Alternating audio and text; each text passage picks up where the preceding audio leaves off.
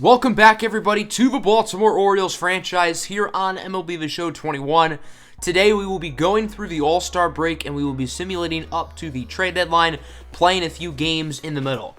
Last episode, we kicked off the month of July, and our Orioles did not do very well, as we started the month on a 9-game losing streak. So not particularly ideal there. We are now 32-58. We made a flurry of roster moves last episode. We acquired some really good prospects such as Marco Luciano and Heliot Ramos from the Giants. We also acquired a few younger major league caliber players such as Aristides Aquino and Jorge Mateo. And of course, we also went over international free agency in which we signed 3 prospects: closing pitcher Matthias Hundertwasser, shortstop Ivan Cortez Jr., and third baseman Santiago Rivera. Rivera is already in the major leagues. He doesn't have as much potential as the younger guys. But with us trading a few of our infielders away in the last episode, such as Rio Ruiz going to the Giants and Freddie Galvis going to the Padres, I figured he would make a solid impact on the major league team right away, because obviously our major league team, well, it isn't overly stacked. We're going to briefly go over the home run derby. We do not have anybody participating in the derby, so it doesn't really affect us. A very talented group of names here, and it is in Colorado, which is pretty fun because Colorado is definitely a hitters-friendly ballpark, so it'll be fun to watch the derby play out here in real life, but in the game, we don't really care because none of these guys are on our team or have anything to do with the Orioles. So we're going to skip through it quickly. Going into the second round, Franmil Reyes, Cody Bellinger, Eloy Jimenez, and Ian Happ all win. Happ was the only lower seed to advance. And then after the second round, we have a championship of Franmil Reyes and Ian Happ. And then simming the championship, the winner of the 2021 Home Run Derby will be Franmil Reyes of the Cleveland Indians, the top seed. He has 28 home runs so far here in the regular season, and now he wins the Home Run Derby. Let's talk about the All-Star game now. We do have an All-Star, that being first baseman Trey Mancini. We're going to quickly skip through the All-Star game. He's not a starter, so I can't player lock him. The American League ends up winning by the score of 3-1. Mancini went 0-for-1 in the game with a strikeout. There were only 2 extra base hits the entire game from both teams, so it appears that this ended up being a pretty boring All-Star game. You know it's boring when the closing pitcher, which this year was Kirby Yates, ended up winning Player of the Game. When the closer wins Player of the Game, you know that it wasn't really all that exciting. Should have gone to Xander Bogaerts probably. He had 2 RBIs. So let's take a look at the All-Star rosters here for the American and the National League. As I said, we only ended up with 1 All-Star, that obviously being Trey Mancini, who is definitely deserving. He's been our best player this year. He's played in every game this year, which is certainly incredible because considering the fact that he was in chemotherapy this time a year ago, he has not missed a game, and that's so impressive. Here are the NL All-Stars, by the way. Nothing majorly surprising. I mean, these are the regular faces you see every year. I guess no Ronald Acuna is interesting, but other than that, nothing too wild. Let's take a look at the minor league All-Stars really quick. Starting with Double-A, we have Kevin Smith and Connor Wade, both making it as starting pitchers. That's cool to see. Both the Double-A and Triple-A teams have been pretty good thus far this season. And then for position players, we would have Brett Cumberland make the All-Star team. We also had Adam Hall. He's having a really nice year. Hudson Haskin made it, along with Heston Kjerstad. We've not talked a lot about Heston Kjerstad, but he's been probably the best hitter in all of Double-A this year. He has 13 home runs. I think the next highest total for anybody in all of Double-A is 9. Kjerstad is also hitting .304 with an .888 OPS. Meanwhile, let's look at the AAA All-Stars. Our only All-Star was first baseman Chris Davis. The AAA team has been pretty good as well, and I imagine Adley Rutschman would have made it had we not called him up to the majors halfway through the month of June. So now that the All-Star stuff is in the books, we will now focus on the second half of the season. We start off against the Kansas City Royals. Here's a look at the numbers through the first half of the season. I guess a little bit over the first half of the season since we're pretty much 90 games in. We're not going to make any moves today since next episode will be the trade deadline. Let me know what you think we should do in the trade deadline. What players should we look to target? Which players should we look to trade away? I'd like to hear your guys' input in the comment section below. So we're going to play this first game off of the All-Star break in Kansas City against the Royals. Should be a fun one. Let's hop right into it. The Orioles trying to start the second half of their season strong, headed out to Kauffman Field to take on the 43-47 Kansas City Royals. Here's a look at both lineups, 1-9, regular starters for the O's. Brady Senior is on the mound for Kansas City. Senior was an all-star this year, 7-5 record, 2.57 ERA, 1.17 WHIP. He's been really good so far this year for the Royals. 2 outs, nobody on for Ryan Mountcastle. He hits this one pretty nicely into left center field, and it is gone. So the Orioles starting the game off with a home run. Mountcastle's 14th of the season, and Baltimore will get up to a quick 1-0 lead. Good to see that one from Mountcastle as we go to the bottom of the first. The Orioles ace, John Means, getting the start today. Means has been pretty solid, 8-5, 4.13 ERA, 1.22 WHIP. Let's go to the second inning here for Ryan McBroom as he lofts this pitch deep into left field. No doubt about it. And Kansas City will tie the game up at 1. McBroom with his 8th home run of the season, 400 feet exactly. And the Royals quickly match the home run from Mountcastle. Here's Michael Taylor now with 2 outs. He's just a window shopper because he's just looking. Nice strikeout there by John Means, but still a successful inning for KC nonetheless. Top of the third now, runner on, 1 out for Austin Hayes, who hits this one pretty nicely. Pretty much in the exact same spot that Mountcastle's went earlier. A 2-run blast for Austin Hayes, his 16th of the season. Hayes' 16 home runs are second on the team, only behind Trey Mancini, who has 17 home runs. Baltimore quickly back on top as it's now 3-1. Speaking of Mancini, he goes down fishing on the slider. Nice pitch by Senior to get out of the inning. But not a great start for Brady Senior today. He's already allowed 3 runs. Let's go to the top of the fourth now. It's the Punisher, Aristides Aquino. He goes down swinging. Seems like Brady Senior is starting to build up a little bit of a groove as we go to the bottom of the fourth. The power hitting Jorge Soler up at the dish, and he will get that one past the diving glove of Jahmai Jones for a single into right. So the Royals starting the inning off with a base runner. Prime opportunity here for Hunter Dozier, who bloops it in a right center field. That'll drop for a hit. And the Royals now have runners on first and second. Other than the Ryan McBroom home run, Kansas City's offense has not done a whole lot, but it seems like they are starting to do some damage here. Speaking of McBroom, here he is up at the dish. Places this one nicely into left field for a base hit. Runner headed home, and for whatever reason, the left fielder will not make the throw. Do not blame me, blame MLB The Show. I was trying to get it to the cutoff man, but the game was not letting me. So McBroom has driven in both runs so far for KC. Here's Cam Gallagher now, still no outs. Hits this one into right. Aquino catches it. The runner going to test the cannon of Aquino. The throw is offline, and the Royals will tie the game up at 3. So whenever the Orioles try to take the lead, Kansas City quickly has tied it up. Here's the following batter. Michael Taylor singles it into left. Been a pretty disastrous inning here for John Means after he was looking really good through the first 3 innings. The speedy Adalberto Mondesi lines this one to first. Mountcastle bobbles it, then tags the base. So that'll do it for the 4th inning. The Royals put 2 on the board and will once again tie the game up at 3 apiece. Kansas City already with 7 hits.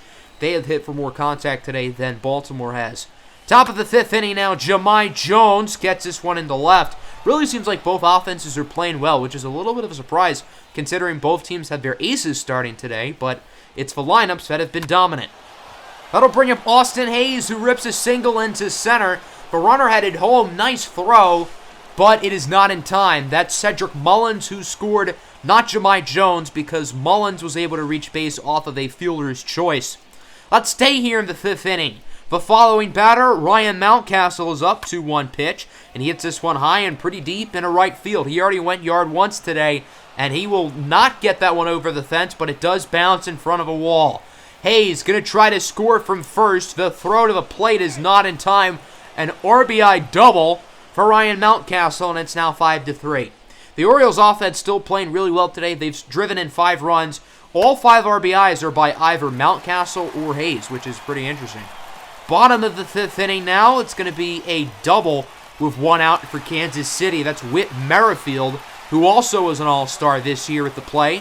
Merrifield is hitting around 340. He's been really impressive. Hunter Dozier now with 2 going, lofts this one in the left. Should be caught by Mullins, and it will. So Baltimore gets out of that inning. 5-3 now through 5. and it seems like both offenses are really picking it up. I guess for Royals, offense was not great in this inning, but the offenses kind of started off slow. They weren't getting a ton of base runners earlier, but now they're really playing well. Jacob Junis, another all-star for Kansas City, is in here in the 6th inning. Kansas City going to try to get a few innings out of him. As Adley Rutschman leads things off, places that one down the third base line perfectly. And that will be a nice hit to start things off for Rutschman, the top prospect. And the Orioles now have a runner on first and no out. Rutschman's had a pretty solid season. He's had his growing pains, but he's hit around 250. He's done a solid job with his contact so far. Santiago Rivera gets plunked. Charge the mound! Charge the mound! Well, he won't charge the mound, but he does reach base. Runners on first and third now. 2 outs for Cedric Mullins, who has scored in each of his first 2 at-bats. Doesn't look like he's going to score here as he bloops this one into left center field, and it will be caught to end the inning. So Baltimore started things on with 2 runners on base, but they were not able to drive any across, and the score will remain 5-3. Bottom of the 6th, here's Ryan McBroom, who's 2 for 2 today. Going to try to make it 3 for 3 as Jahmai Jones deflects it. The throw to first is not in time. The runner is ruled safe. The Orioles heavily disagree, and they have decided to challenge the call, which is certainly gutsy. That play was very close. In real time, it looked like he was out, and right here, ooh, that was close. I think his foot barely touched the bag before the ball reached Mountcastle's glove, but that one might be too close to overturn. And indeed, the umpires will stand with the call. The runner is safe. I do think that's the right call, looking at it through an instant replay. Gallagher then strikes out. A big out for John Means, who's now at 100 pitches. He's still in the game. Here's the former Oriole, Hanser Alberto, singles that one into center. So with 2 outs, there are now runners on first and second, and a beautiful opportunity for KC to really get back into this game. That will bring up the speedster at Alberto Mondesi on the full count. Rips a single into left field. McBroom headed to the plate. The throw from Mullins is way off. So that'll be an RBI single for Mondesi. And Kansas City will now make it 5-4. After that, the manager will come out and he will take John Means out of the game. 5 2/3 innings, 4 earned runs so far for John Means. Tanner Scott, the lefty, will now enter. He's had a pretty nice season, 3.74 ERA. I think the Orioles wanted to get a lefty in because the next batter is Andrew Benintendi, and it seems like the decision to keep a lefty on the mound and take John Means out of the game ended up proving to be a success as Benintendi flies out to right. The Royals do still put up a run on the board as it is now 5-4. All 6 innings, or at least 1 run is scored today. That is pretty crazy. Jorge Mateo will start the inning off striking out looking. Mateo's been the leadoff batter since he was acquired at the beginning of July, and he's not been great so far for the Orioles, to put it nicely. Austin Hayes, the following batter, goes down swinging on the slider. Nice pitch by Junis. Can he get the hat trick on strikeouts? He does. Mountcastle swings a little bit too late on the 4-seam fastball. So a strong inning, a trio of Ks for Jacob Junis. Let's go to the bottom of the 7th now, see if Kansas City can possibly tie up the game as Whit Merrifield singles it into center. Merrifield with his 3rd hit of the ball game, one of the most underrated players in Major League Baseball. Jorge Soler now places that one nicely into center field, and it'll drop for a hit. Kansas City starts the inning on with a pair of base runners and nobody out, keep in mind. Baltimore would then make a pitching change. Tyler Wells will enter. Wells made his Major League debut in the last episode. He's not been great so far this season. And the first batter would shot gap into right field, and it looks like 2 runs will score. So the pitching change proved to be a mistake. A 2-run double from Kansas City, and the Royals are on top for the first time all game. That was Hunter Dozier with the double. 2 on, 2 out now for Hanser Alberto. He will go down swinging, but not a great inning for the O's as they are now down for the first time all day, 6-5 as we go to the 8th. The veteran, Greg Holland, will enter for KC. Holland's not been great this year. He's always been one of the more inconsistent pitchers in Major League Baseball, but when he's on, he's on. Trey Mancini opening things up strong here. He doubles to start the 8th inning, so a quick hit here for the O's. Mancini with his 20th double of the season.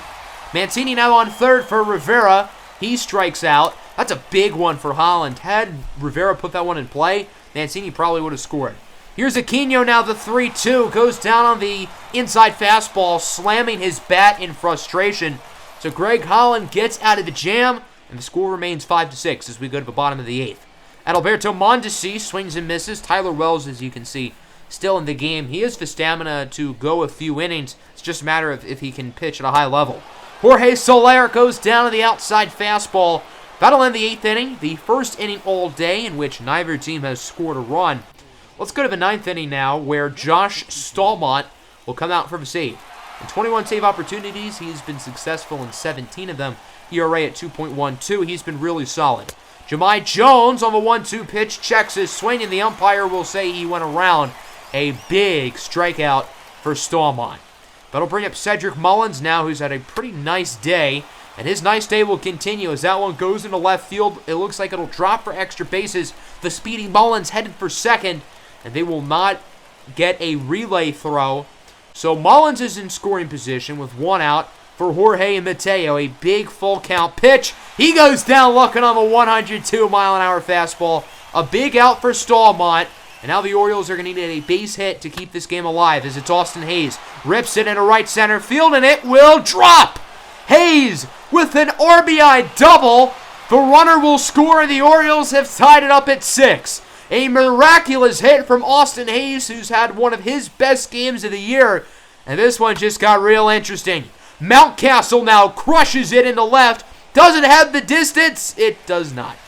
It dives out of a warning track and would be caught, but still a successful inning. The Orioles do get a runner to cross home plate thanks to the Austin Hayes double, and it is tied at 6 going into the bottom of the 9th.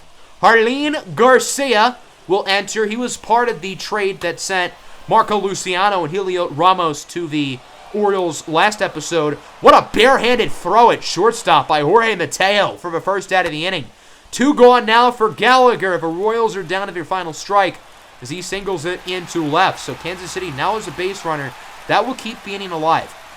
The Royals will make a pinch running change as the speedy Jared Dyson will enter. That'll bring up Michael Taylor. 1-2 pitch. He hits this one high and pretty deep into right center field. Hayes at the track, at the wall. It's gone. Walk-off home run for Michael Taylor. And the Kansas City Royals will win it by the final score of 8-6. A bomb from Michael Taylor to win the game. This one really looked like it was going to go into extra innings. I was excited to see the first extra inning game that we've played all year. Get to see what it's like to have the runner on second base. But no, Michael Taylor has other plans, and he will end this game in regulation. Both offenses were really impressive. 26 total hits. We had 10 of them. A pair of home runs for Mountcastle and Hayes. Garcia obviously gets the loss. He allowed the clinching run. John Means was decent, 5 2/3 innings. He allowed 11 hits, which is quite a lot. But Royals' offense was obviously really good. They were hitting really strongly, especially as this game went on. And a good win there for Kansas City. Not how we wanted to start our second half of the season. And we have still not won a game here in the month of July. So we're going to simulate to this National Series now. Get ourselves an opportunity to play a National League opponent. Ryan Mountcastle fractured his wrist. That's not ideal. He's out for 1 to 2 months. But in the 5 games we sim, we end up going 3-2, which is not too bad. So it seems like the team is playing well out of the All-Star break, even with one of our better hitters out of the lineup in Ryan Mountcastle, which is certainly interesting. So now 2 of arguably our 3 or 4 best players are injured for the next month. Remember, Anthony Santander is still injured. If all goes well, Santander and Mountcastle are both projected to return around mid to late August. As we get Game 2 of this 3-game series against the Washington Nationals, the Orioles ended up losing Game 1. Hey, it's a battle of the Maryland teams, even though I think Washington, D.C. is technically in Virginia. I think the Nationals facility and stadiums are in Maryland. I could be wrong, as it will be Jorge Lopez getting the start for the O's. He's been banged up for most of this year, but when he's been in, he's been pretty good. I know the 0-5 record is not great, but I feel like that's deceitful, as his ERA is below 4. His whip, however, is quite high. Here's Juan Soto with 2 outs, crushes this one into right center field, and the Nationals quickly get on the board. Juan Soto, one of the best hitters in baseball, with his 22nd home run of the season. And the Nats will quickly start this game off 1-0. Austin Voth will be on the mound today. He's been pretty average this year, 4.06 ERA. As here's Aristides Aquino. He's going to check his swing, called strike 3. But it's actually going to be a drop third strike, and the throw from Yan Gomes is not in time. Aquino is hitting in the 3-hole today. Usually that's where Mountcastle is, but because of his injury, obviously he's not going to hit there. Trey Mancini goes down looking on the inside fastball, so that'll end the first inning. Nice strikeout from Voth, who's not a huge strikeout pitcher, but he was able to get 2 in that inning, even though one of them was technically able to advance, thanks to it being kind of a wild pitch. Starlin Castro, what in God's name was that? I think he swung before the pitch was thrown. Dear Lord, that was ugly. You know it's not ugly, though. This swing from Victor Robles, launching it in the left. A 2-run bomb for Victor Robles, and the Nationals will now make it 3-0. Robles, with his 9th home run of the season, once a top prospect for the Nationals. Although he's not a great hitter, he's developed into quite the defensive player. Bottom 2, speaking of former top prospects, it's Adley Rutschman, who will open up the inning off with a double. Good to see extra base hits there from Adley, and the O's start the inning off of a runner in scoring position. Corey Ray then gets plunked by Voth, so the O's now have a pair of runners on with only 1 out. 2 away now for Cedric Mullins, who has had a really strong month of July. His average has gone up quite a bit, now at 262. Grounds this one to second. The throw by Castro to first is in time, and that will end the second inning. A little bit of a jam there, but Austin Voth was able to get out of it. Let's move forward all the way to the 5th inning now. Not a lot of action in the 3rd and 4th, as Victor Robles goes down on the changeup. Jorge Lopez struggled in the first 2 innings, but he has played a lot better as this game has gone on, now up to 5 strikeouts. There is Trey Turner, grounds this one to first. Mancini bobbles it, but he flips it just in time to get the speedy Trey Turner out. Mancini has mainly been the DH this season, but with Mountcastle out, he is playing first, and a lot of the outfielders are switching between playing DH. Let's go to the bottom of the 5th inning now. Corey Ray strikes out. Austin Voth has been pitching a gem today. 7 Ks, no runs allowed just yet. As here's Jahmai Jones now, the following batter hits this one high and pretty deep in a right, and it is caught! A diving grab. What a play out there in right field. We got to look at this beauty again. Oh my goodness, what a grab by Hernan Perez. A beautiful play to potentially rob Jahmai Jones of an extra base hit. Here's the following batter now. Cedric Mullins lofts this one into right center field. Just the 2nd base hit all day for the Orioles. And it looks like that one might be a triple as Mullins headed to 3rd. The throw from the cutoff man is not in time. So a huge triple from Cedric Mullins, his 4th of the year. And the O's now have themselves a runner in scoring position for Jorge Mateo. The 3-2 pitch will be chopped to short. Turner charging after it. The barehanded throw is in time. What a play by Trey Turner to throw out the speedy Jorge Mateo to keep the game at 3-0 as the Orioles are still unable to drive anyone across. Top of the 6th now, it's Kyle Schwarber. He goes down in the four-seam fastball. That one low and outside. A nice pitch from Lopez, who has 4 straight scoreless innings, and he might not be done. The O's might decide to keep him in for the 7th inning. Here's Trey Mancini now with 2 outs in the 6th. Grounds this one to 3rd. An easy throw to get out of the inning. That will end Austin Voth's day. 6 shutout innings, only allowing 2 hits. He was really impressive as we go to the 7th. Lopez is still in. 2 outs for Yan Gomes. This one is going to be flied out to right, and it will be caught by Aristides Aquino. That'll end the game for Jorge Lopez. 7 innings, allowing 3 runs, all of which came in the first 2 innings. He started off poorly, but played a lot better as the game went along. Luis Avilan will enter here in the bottom of the 7th inning for the Nationals. His first batter is the catcher, Adley Rutschman. The 2-2 pitch for Rutschman, swinging a miss on the sinker.